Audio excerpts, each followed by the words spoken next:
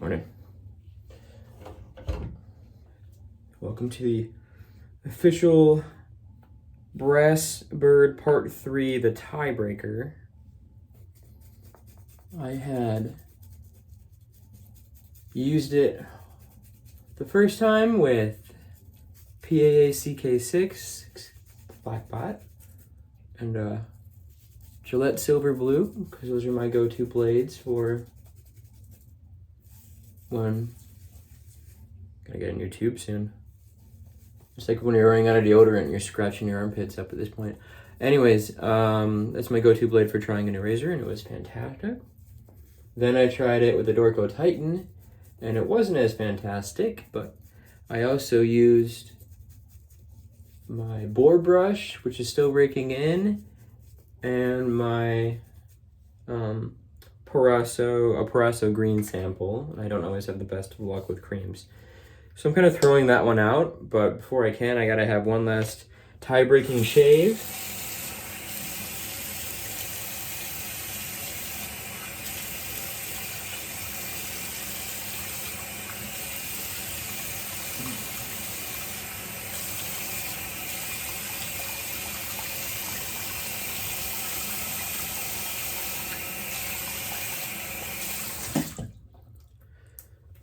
I know I'm supposed to put another layer of this on now, and I think I will, at least on my neck. I'm gonna be using a first use Persona Blue USA made blade in the Brassbird, and I'm gonna be using Murphy & McNeil's Gale Luck, which is their Creed's Viking scented soap. I'm also wearing Creed's Viking, what little of it I had left on hand, and I am using a hair product today that is scented after Creed's Viking as well. So I am viked out and ready to roll. I'm gonna do a tub lather because honestly this soap is getting questionable. I think I'm a second person to own this soap, and I think the lid got put on too recently after a tub lather last year. I've actually thought about getting a new one of these, but we'll see. It's definitely not the why am I blanking on the Bear Tallow base? It's right over there. I have it in my Pisca. Really? I'm blanking on it. I always forget this one. But it's the Bear Tallow base. It'll come to me in the middle of the shave. I'm not gonna fret about it right now. But I am tub lathering, and I'm using my Yaki Badger. So it's probably the Aeon base. I don't know. I honestly don't know, and that's another reason I would like to maybe pick up a new one, because I'd like to know what it is, what I'm working with, and how old it is. It's one of the,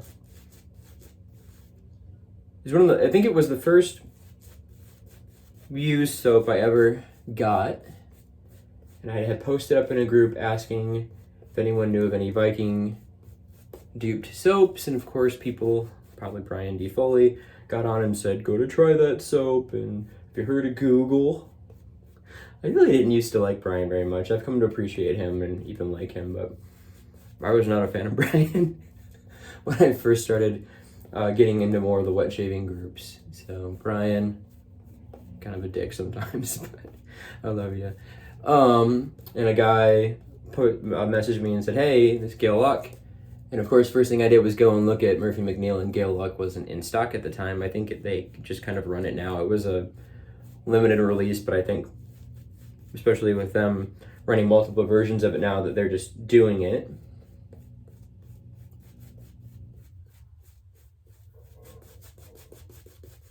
I think I'm pretty happy with that. So yeah, I think I might pick up a new one of those at some point. Not a used one, so if you have one, don't offer me one. I'm gonna buy one new from Murphy McNeil. Let's get going here. Like I said, I'm also wearing the Viking from Creed. Their cologne, a sample a friend of mine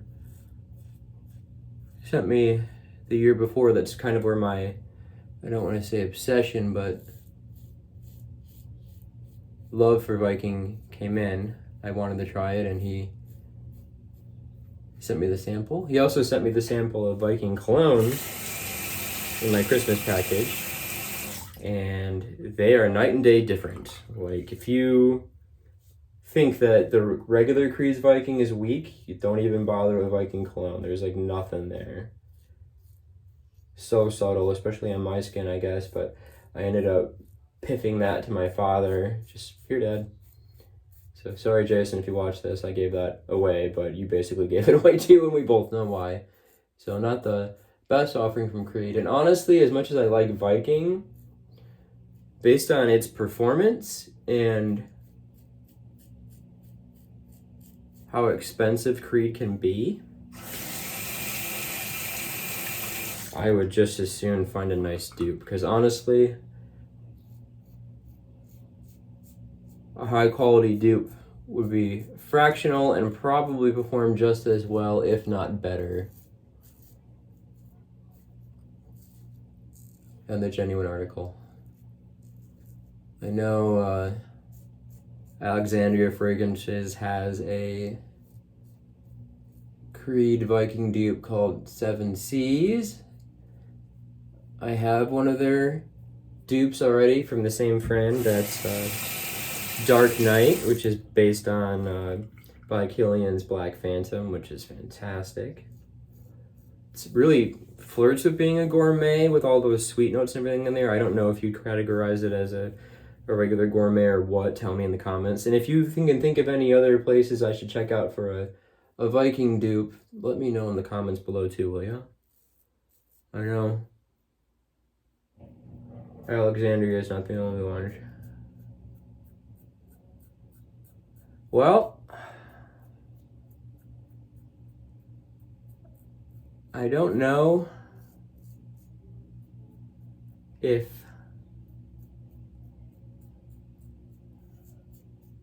it was the blade, because the Dorco Titan, I only used it once and it was fantastic in the 6S, or if it was the subpar lather from my attempt to use Parasso, but we're right back to where we were with the first shave with this. I'd also, there's other contributing factors. I shaved on Sunday. I had just shaved on Friday or Saturday. I normally go at least a day between shaves. I think I had shaved the day, like I'd shaved like 18 or 36 hours before, basically. And so when I did my Parasso Green sample Sunday video, I expected to have, not as comfortable of a shave, because I don't, depending on the aggression of the razor, I don't need to do a full 2 or 3 pass shave daily. Ideally, I would like to shave daily, but sometimes it's not what's best for my skin. It depends. I'd had a break out on my neck from a previous shave of some kind. I don't know. My neck is very sensitive. You've probably seen in my videos. Sometimes I just skip doing multiple passes on it, but get a little more water on this sucker. Just agitate this. Good in there. Good. But yeah. So first pass in the tiebreaker with the Brassbird was quite good. Quite happy with that. We'll try another pass here and see where we're at. And I'm definitely filming this video ahead of time, so who knows what all transpired on our channel or in the world prior to this. Super Bowl is coming up this weekend. I know that Sack has a video coming up either today, whatever day it is, right? Before this one comes out, talking about who he's, Matthew Stafford, first Super Bowl as a Lions fan. I'm one of the many Lions fans that want to see him win. I know there's at least one Lions fan on the channel who doesn't want to see him win.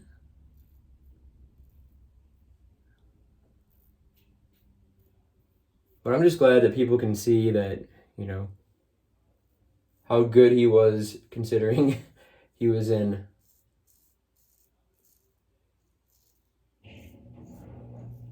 Detroit all those years. Looks like I might have got myself, or that might have been where I got myself the other day.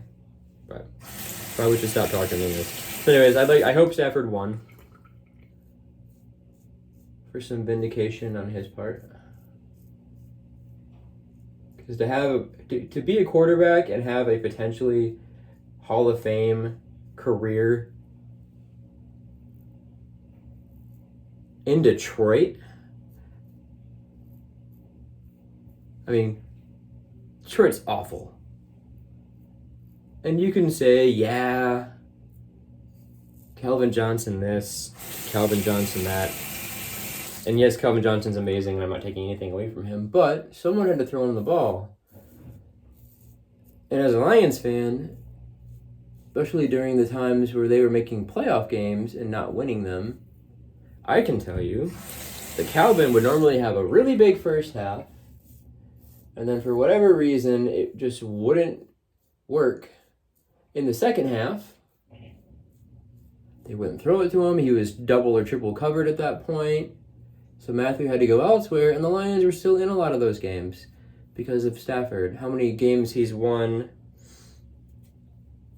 You know, you saw it in the playoffs. You saw it against, who did they play? Blanking. Wasn't the Titans. Did it? No, the Bengals beat the Titans. Brady. I mean, Matthew has a lot of a lot of the wins that the Lions had. Stafford had to hang in there the whole game to the very end, literally to the very end. Go down the field and win the game. And that was how the Lions won games. They were very rarely blowing anyone out or taking a lead into the fourth quarter. And if they did, they'd lose it. Like, you almost wanted them to be within, 13 points or whatever, just so you could see Matthew really, when they gave him control on the ball at the end of the game, see what he could do. So I'm hoping he won. Not that, and honestly, it's funny because I was obviously rooting for the Rams in the playoffs because of Stafford. I was low-key rooting for the Bengals because they're so fun to watch. And look at that. The best thing about being a Lions fan is I can literally sit back and just enjoy football as soon as the regular season ends. I was explaining this to my wife because I didn't make her, but she watched the championship games and everything with me. Now she's invested.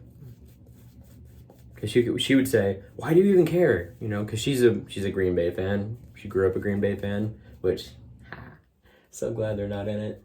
But once Green Bay was done, she's like, I don't even want to watch this. And I was like, well, I'm going to watch it. And then she was just as invested in, the Bengals game and the Rams game as, well, maybe not as invested as I was. But now she's looking forward to watching the Super Bowl.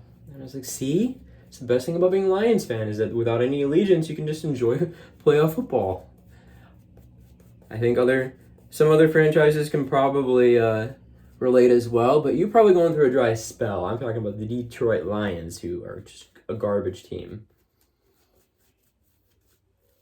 But anyways, enough about football. So on the last pass, obviously, it was slightly hairier there on the across the grain, but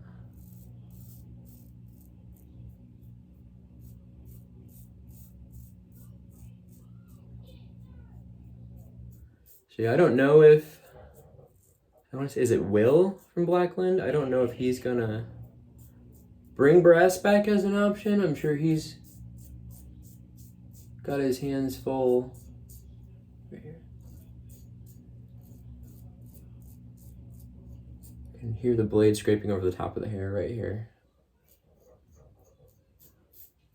I'm sure he's got his hands full with the era coming out.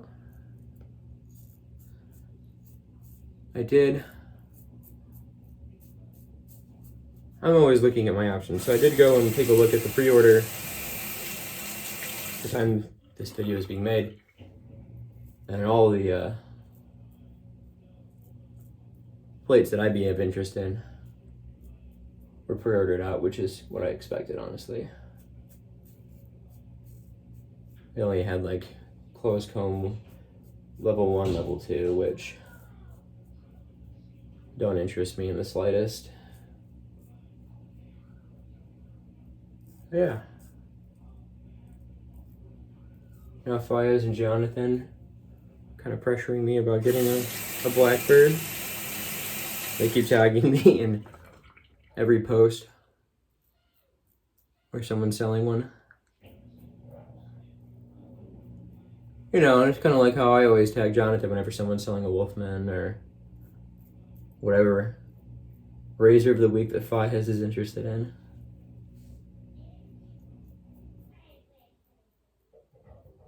Right now it's charcoal goods. If you have a brass charcoal goods level 2 or specifically level 3, hit up Fayez. He wants one. I know they're starting to come back out with them again, but yeah. So, would I buy a Blackbird? Probably.